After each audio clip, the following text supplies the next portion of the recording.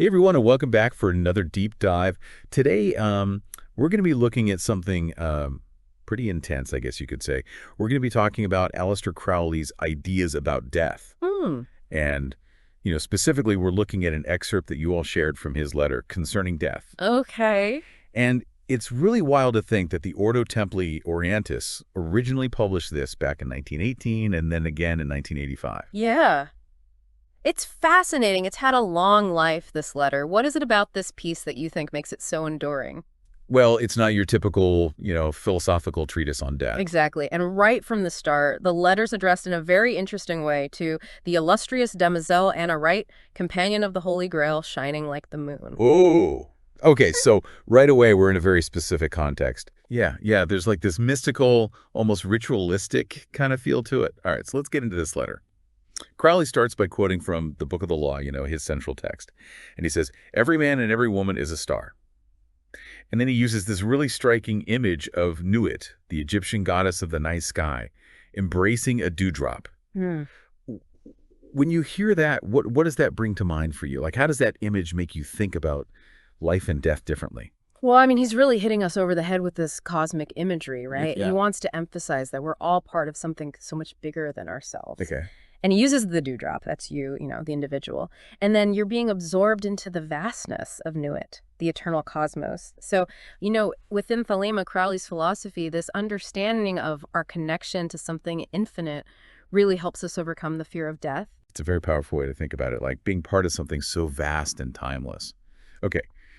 So Crowley goes on to say something pretty bold. He says, I give unimaginable joys on earth, certainty, not faith, while in life, upon death. Right. So he's really putting a stake in the ground here with this idea of certainty, Yeah. What do you make of this certainty in the context of death? And how does that differ from how maybe other religions or philosophies might view death?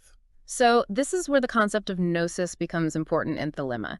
Gnosis is all about direct spiritual knowledge, not just blind faith or belief. Right. So Crowley is saying that we can achieve this kind of certainty about death and about our place in the universe through, direct experience with the divine. So it's like knowing, not just believing. Yeah. And that leads us to this idea that those who really grasp this idea of their own immortality are not bound by the limitations of time. Exactly. Crowley uses this language about the shadow of a gross and opaque planet, and the universe itself is a flood of light eternal. And, this is an idea that you see in Eastern philosophies, too, this concept of Maya, or illusion. Crowley's saying our experience of time, our fear of death, these are actually limitations imposed by our physical existence. So if we can move beyond these limitations, then we can tap into a reality that's timeless. Like we can step outside the boundaries of how we normally perceive the world. Yeah. And then Crowley brings in Hadit, the god of infinity, and Luit's complement. Help us understand how Hadit fits into this whole understanding of life and death. So think of Hadit as that spark of life that exists within each of us, right? Like the flame that burns brightly. And that contrasts with Nuit, which is everything. It's the vastness of the cosmos. Okay. So Crowley's argument is that to understand Hadit is to understand death. You have to recognize that life and death are not separate, they're intertwined. So he's encouraging us to kind of embrace both sides of that coin, right? Then he says, thrill with the joy of life and death. Wow. Yeah. So it's bold, almost aggressive. Yeah. And there's a shift from that mystical tone we had at the beginning. There is a shift. Yeah. What do you think about that? How do we make sense of that shift? Well, I mean, it definitely grabs your attention. But think about it in the context of Thelema. Okay. This idea of thrilling with both life and death. It fits into this core concept of overcoming duality. In other words, death isn't an ending, but a transformation. And embracing both life and death is key to liberation. He really doesn't shy away from the intensity of death, does he? No, he doesn't. And then he brings in this excerpt from the Egyptian Book of the Dead. And it's about this figure, Ankhenakhonsu, who was a priest who becomes this powerful spirit after death. So what's the significance of this figure for Crowley? Well, remember, Crowley was very, very inspired by ancient Egyptian mythology. Right. And he didn't see them just as stories, but as symbols, right? Symbols of deeper spiritual truths. Ankhenakhonsu is interesting because he can move between the realms of the living and the dead. So he embodies this transcendence. He's not bound by the physical world. Exactly. Okay, so what's he getting at here then? How does this all fit within the larger context of concerning death? Crowley's suggesting that we can overcome our fear of death by understanding that we're not limited by the physical. I see. Akhenaten shows us that. He's able to move freely between different states of being. So he's like a role model in a way. He achieved that certainty, not faith, that Crowley talked about earlier. He didn't just believe, he experienced it. Okay, so that leads us to the very last line of this part of the letter. Love is the law, love under will. Powerful stuff. Yeah. What do you think this means? I mean, what's Crowley trying to tell us with that statement? Well, this is it. This is the central principle of Thelema. But by will, Crowley doesn't mean just going out and imposing your desires on the world. It's about aligning your will with the cosmic will, finding your true purpose. And love becomes the guiding force in that process. So love is what helps us align with that cosmic will. Yes. And that larger purpose, this is getting pretty deep, but I think we need to unpack this idea of love under will even more. Yeah, I think so too. It seems to connect to everything we've been talking about, the nature of death, this idea of gnosis, the possibility of transcending limitations. Absolutely. I think before we jump into love under will, maybe we should talk a little about how Crowley viewed love in general. He didn't see it as just some, sentimental emotion. He saw it as this powerful force. It's about recognizing that we're all interconnected, like part of this vast cosmic web. Yeah, that makes sense. So it's definitely not the Hallmark card version of love. Right. It's more cosmic, more powerful. Okay, so how does this idea of love under will help us to understand death? Well, let's go back to that quote. Every man and every woman is a star. Okay. So if we accept that we're all part of this eternal cosmic dance, then death isn't really an ending. It's more like a transition, shifting from one state of being to another. Okay, I think I'm starting to see how it all connects. So we're not just isolated beings that just pop in and out of existence.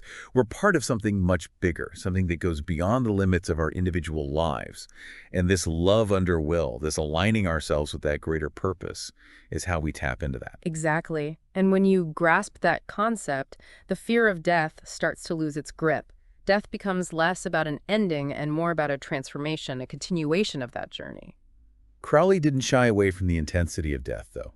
He uses some really strong language, like the quarry turning to bay and the hunter making the final thrust. It seems like there's a real fierceness in his approach to death. How do we reconcile that with this idea of love and acceptance? Yeah, I mean, Crowley was a complex guy, and his writing definitely reflects that. But I think what he's trying to get at is that death isn't something to be feared or avoided. It's something to be understood, to be embraced, even maybe conquered. There's a real courage in that. So it's more about confronting death head on, rather than trying to just ignore it or pretend it doesn't exist. Exactly. It's about facing the unknown with courage and a deep understanding of its role in the grand scheme of things. And that's where love under will comes in. When you're aligned with your true purpose, with the cosmic will, death loses its power over you. You stop being its victim, and in a sense, you become its master. That's a really powerful way to think about it. It's like taking control of the narrative, right? Yeah. So this brings us back to Ankh-Makansu, the priest who can move between the realms of the living and the dead. What is it about this figure that resonates so strongly with Crowley's ideas? Well, Crowley was really into ancient Egyptian mythology. Right. He saw these myths not just as stories, but as symbolic representations of deeper spiritual truths. Ankh-Makansu really embodies this idea of transcendence. He's not limited by the physical world, and that's a powerful image when you're talking about overcoming the fear of death. Yeah, he's a sort of role model for what's possible when you really embrace the principles of Thelema. Right. He's achieved that certainty, not faith, that Crowley was talking about. So it's not just blindly hoping for an afterlife. It's actively striving to experience that reality here and now, to break free from those limitations of our physical existence and tap into something eternal. And it all goes back to this idea of love under will. Right. Absolutely. It's about aligning yourself with your true purpose, with the cosmic will, and letting love be your guide. That's how you move beyond the fear of death. You realize that you're not just this isolated, fleeting being, but you're part of something much bigger, something that goes beyond the boundaries of time and space. It's like we're all waves in this vast ocean of existence. Yeah. And as we come to the end of this part of our deep dive, Yeah. what is the key takeaway you want to leave our listeners with today? Crowley's concerning death is really challenging us to rethink our relationship with death. He's asking us to see it not as this terrifying end, but as a natural part of a much larger journey, a transformation. And he's saying that through this idea of love under will, we can overcome our fear and tap into something truly eternal. Okay, I think we need to go a bit deeper on this love under will concept. Mm. It seems like the key to unlocking everything else we've been talking about. Uh, All right, so we've been talking about love under will as this central principle in Crowley's philosophy. It feels like a kind of a paradox, you know? yeah. Like, Yeah. how do you combine love, which we usually think of as soft and gentle, with will, which implies action, maybe even force? Yeah. It's definitely one of those concepts that you have to really kind of unpack. Remember that for Crowley, will isn't about, imposing your desires on the world. It's not about bending things to your will. Okay, It's about discovering your true purpose, your role in the grand scheme of things, and then aligning your actions with that purpose. right. And love is what guides you. It's about acting from a place of understanding and compassion and connection to something bigger than yourself. So it's not about forcing your will on the universe, but about understanding and embracing the cosmic will. And love is what helps you do that. Yeah. Think of it this way. Imagine you're a musician in an orchestra. You have your own instrument, your unique part to play, but the real magic happens when you harmonize with everyone else, when you come together to create something beautiful and powerful. I like that. Love is what allows you to listen to the other instruments, to find your place within that composition, and play your part in harmony. That's a great analogy. So in this cosmic orchestra, love is what helps us find our place and play our part in harmony with everything else. Yeah. But how does this love under will actually play out in our lives, especially when we're talking about death? Well, when we talk about Crowley and his ideas about death, it's not just about what happens after we die. Right. It's about how we live right now, how we make choices, how we interact with the world, with each other. If you truly believe that you are a star, part of something eternal, then death becomes less about an ending and more about a transition. And love is what guides you through that transition. So it's not about denying death or trying to escape it. It's about understanding its place within the larger cosmic dance. And love helps us to find our rhythm in that dance. Exactly. When you approach life with love and a deep understanding of your purpose, your will becomes aligned with the cosmic will. Hmm. And in that alignment, you find a sense of peace and acceptance. Even when you're facing death, you realize you're not just this tiny, isolated being, but you're part of something vast and magnificent. This whole conversation has really shifted my perspective on death. It's not about fearing the end, but embracing the journey and understanding our place in the universe. Yeah. So as we wrap up our deep dive into concerning death, what's the one thought you want to leave our listener with today? Well, Crowley's concerning death really challenges us to rethink our relationship with death. He's asking us to see it not as this ending, but as a transformation. And he's saying that through this idea of love under will, we can overcome our fear and tap into something truly eternal.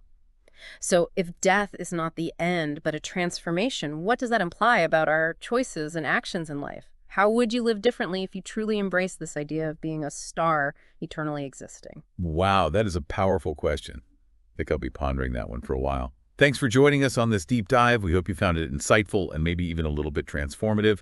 Until next time, keep exploring, keep questioning, and keep diving deep.